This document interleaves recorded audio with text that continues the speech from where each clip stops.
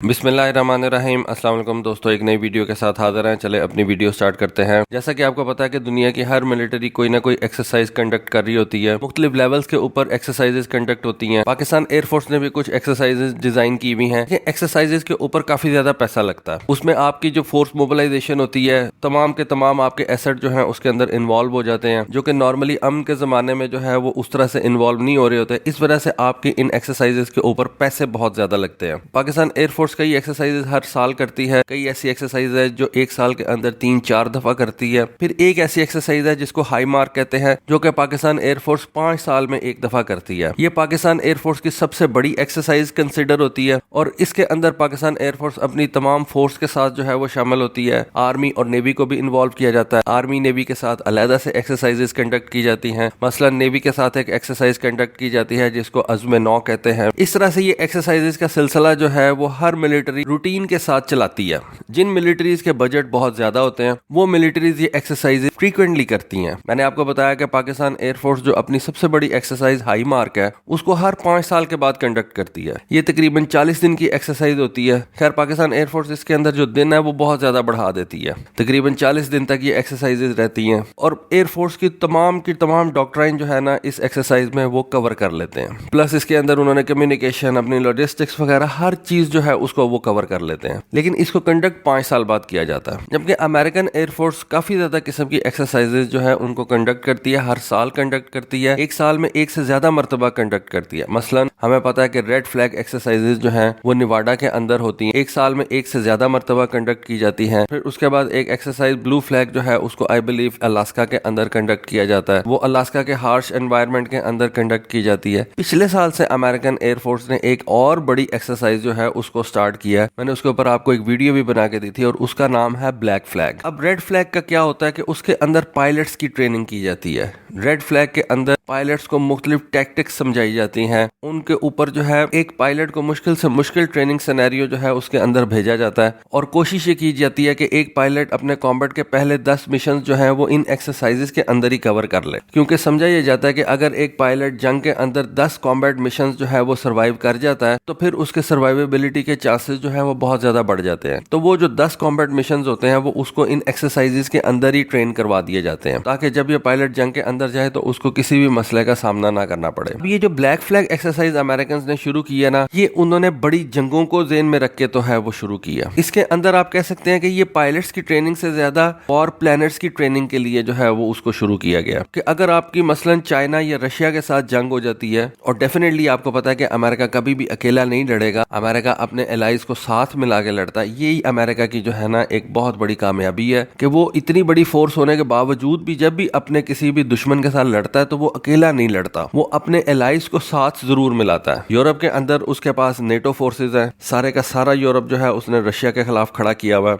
अब यहाँ पे चाइना के अगेंस्ट उसने एक क्वाड खड़ा कर दिया जिसके अंदर वो इंडिया को तैयार कर रहा है, जापान की मदद कर रहा है, साउथ कोरिया भी उसके साथ शामिल है। लेकिन क्वाड का जो चौथा मुल्क है वो बेसिकली ऑस्ट्रेलिया है। तो इस साल जो ब्लैक फ्लैग एक्सरसाइज कंडक्ट की गई है, ये एक्सरसाइज बेसिकली 9 मई से 13 मई के दरमियान जो है उन्होंने कंडक्ट की है। ये जो 4-5 दिनों की एक्सरसाइज थी ये बेसिकली चाइना सेंट्रिक थी। अगर अमेरिकन फोर्सेस की जंग हो जाती है चाइनीज के साथ तो उस सूरत में अमेरिकन अपने एलाइज के साथ मिलकर चाइना के साथ किस तरह से जंग करेंगे। ब्लैक फ्लैग एक बहुत बड़े पैमाने पर कंडक्ट की जाने वाली एक्सरसाइज है जो कि नेलिस एयरफोर्स बेस के ऊपर कंडक्ट की जाती है। और इस एक्सरसाइज के अंदर अमेरिकन एयरफोर्स जो है वो नई कैपेबिलिटीज जो है उनको तलाश करती है कि किस तरह से उसने अपने फाइटर्स, बॉम्बर, इंटेलिजेंस वाले जहाज, सर्वेलेंस वाले जहाज, रिकॉनेसेंस वाले जहाजों को इकट्ठा एक मिशन के लिए जो है वो इस्तेमाल करना है। और आपस में उनकी जो कोऑर्डिनेशन होगी वो किस तरह से होगी, और ये छोटे लेवल पे नहीं होगी, एक बड़े लेवल के ऊपर एक बड़ी एयरफोर्स के साथ या एक बड़ी मिलिट्री के साथ जब आप जंग करेंगे उस वक्त ये सारी की सारी फोर्सेस किस तरह से आपस में कोऑर्डिनेट करके तो दूसरी फोर्स के ऊपर हावी हो जाएंगी। फिर इन तमाम फोर्सेस को एक हाई थ्रेट एनवायरनमेंट जो है उसके अंदर ये ट्रेन करवाया जाता है। यानी कि 2 फोर्सेस जो है वो बनाई जाती हैं, एक ब्लू फोर्स, एक रेड फोर्स। ये अमेरिकन का तरीका है। और इसके अंदर एलाइज को इस वजह से शामिल किया जाता है, मसलन ऑस्ट्रेलिया को इस वजह से शामिल किया जाएगा, इंडिया को इस वजह से शामिल किया जाए। और इसके अंदर एलाइज को इस वजह से शामिल किया जाता है कि किसी भी जंग की सूरत में अमेरिका जब अपने इन एलाइज के साथ जंग लड़ेगा तो उसको कोई प्रॉब्लम ना हो। ये ना हो कि अमेरिकन कहें कि हमने इस तरह से जो है वो जंग लड़नी है, जबकि उसके जो एलाइज हैं वो कहने जी हम तो इस तरह से ये काम करते हैं। तो जो भी उनके कॉन्फ्लिक्ट्स हैं वो इन एक्सरसाइजेस के अंदर वो एक दूसरे से दूर कर लें। कम्युनिकेशन जो गैप्स हैं हैं वो इन एक्सरसाइजेस के अंदर एक दूसरे से दूर कर लें। मसलन इस एक्सरसाइज के अंदर अमेरिकन दो नए सिस्टम जो है उनको टेस्ट कर रहे हैं, एक है वॉच बॉक्स और दूसरा है tracks tactical radio application extension. अब इनको यूज करने का मकसद क्या था कि अमेरिकन ये कहते हैं कि जब हमारे पास कोई इंटेलिजेंस आती है कि जी यहाँ पे आपने टारगेट को हिट करना है, इंटेलिजेंस आने के बाद से लेके जब तक हम उस टारगेट के ऊपर कोई मिसाइल फायर नहीं कर देते, भले वो मिसाइल जमीन से फायर किया जाए, भले वो मिसाइल किसी एयरफोर्स के जहाज से फायर किया जाए, इंटेलिजेंस के मिलने और उस टारगेट के ऊपर मिसाइल या कोई भी हमला करने तक अमेरिकन एयरफोर्स ये कहती है कि हमारे पास जो टाइम होता है वो तकरीबन 25 से 30 मिनट का टाइम लगता है हमें। यहाँ पे वो इस चीज को कम करना चाह रहे हैं कि वो अपनी कम्युनिकेशन इतनी तेज करना चाह रहे हैं क्योंकि इस 25 से 30 मिनट के अंदर अमेरिकन एयरफोर्स उस थ्रेट को इवेल्युएट करती है। उसके बाद उस थ्रेट के ऊपर वो किस किस्म का वेपन उन्होंने मारना है उसको वो जो है वो डिसाइड करते हैं और फिर वो देखते हैं कि उस एरिया के अंदर कौन सा ऐसा एसेट है जो इस टारगेट के ऊपर ये वेपन फायर कर सकता है। तो अमेरिकन एयरफोर्स कहती है कि जब हम इस टोटल टाइम को कैलकुलेट करते हैं तो हमें यह पता चलता है कि हमें 25 से 30 मिनट लगते हैं इस तमाम प्रोसेस में। यहाँ पे इस एक्सरसाइज को कंडक्ट करने का एक ये भी मकसद है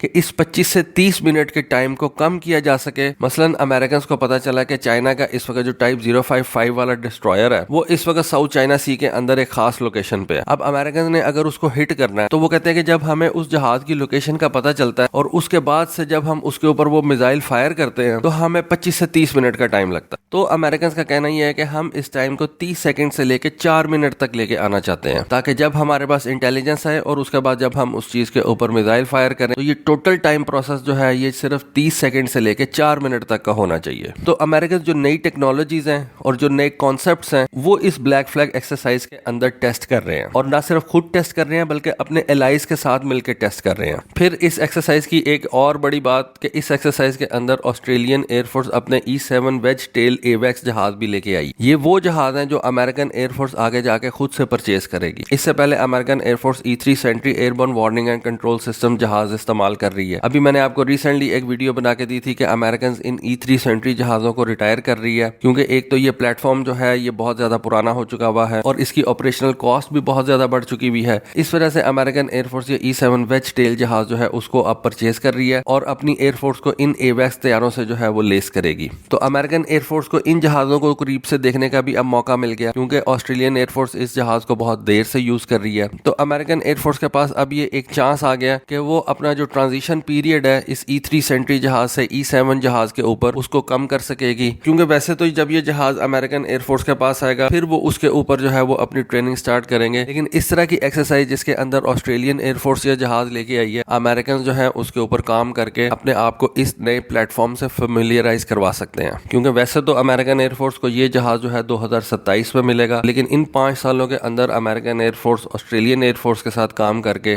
इस E7 वेज टेल जहाज के ऊपर जो है वो काफी ज्यादा दस्तरस हासिल कर सकती है, इसको अपने तरीके से समझ सकती है। फिर 2027 के बाद जो उनका ट्रांजिशन टाइम होगा वो काफी ज्यादा कम हो जाएगा। बाकी इस एक्सरसाइज के अंदर जो दूसरे जहाज इस्तेमाल किए जा रहे हैं उनके अंदर रॉयल ऑस्ट्रेलियन एयरफोर्स के F-35A जहाज हैं, अमेरिकन मरीन कॉर्प्स के FA-18 हॉर्नेट्स हैं, अमेरिकन एयरफोर्स के A-10 वॉरथॉग्स हैं, अमेरिकन एयरफोर्स ही के F-16 फाइटिंग फैल्कन्स हैं और अमेरिकन एयरफोर्स ही के F-22 रैप्टर्स हैं। इन जहाजों को आप देखें तो आपको समझ में आएगी कि अगर चाइना और अमेरिका की जंग होती है पैसिफिक के अंदर तो इन्हीं जहाजों से अमेरिका चाइना के साथ जो है वो जंग लड़ेगा, क्योंकि यही जहाज अमेरिका को उस वक्त अवेलेबल होंगे F-35, F-16, A-10 वॉरथॉग, FA-18 और F-22। तो दोस्तों ये एक वीडियो, ये एक इन्फॉर्मेशन थी अमेरिका की ब्लैक फ्लैग एक्सरसाइज के हवाले से जिसको उन्होंने कंडक्ट किया है और ये बेसिकली चाइना सेंट्रिक एक्सरसाइज उन्होंने इस साल कंडक्ट की है, क्योंकि इसके अंदर जो उन्होंने एलाइज शामिल किए हैं वो रॉयल ऑस्ट्रेलियन एयरफोर्स है और इससे ये जाहिर होता है कि चाइना के साथ किसी भी कॉन्फ्लिक्ट के अंदर ऑस्ट्रेलिया जो है वो अमेरिका का साथ देगा और अमेरिका की सीट के ऑस्ट्रेलिया को चाइना के सामने ला खड़ा करेगा। कैसी बात है। तो दोस्तों ये थी आज की वीडियो, ये थी आज की इन्फॉर्मेशन। होपफुली आपको पसंद आई होगी। कमेंट सेक्शन में अपनी राय से जरूर आगाह कीजिएगा। आज के लिए बस इतना ही। Thank you. Allah Hafiz.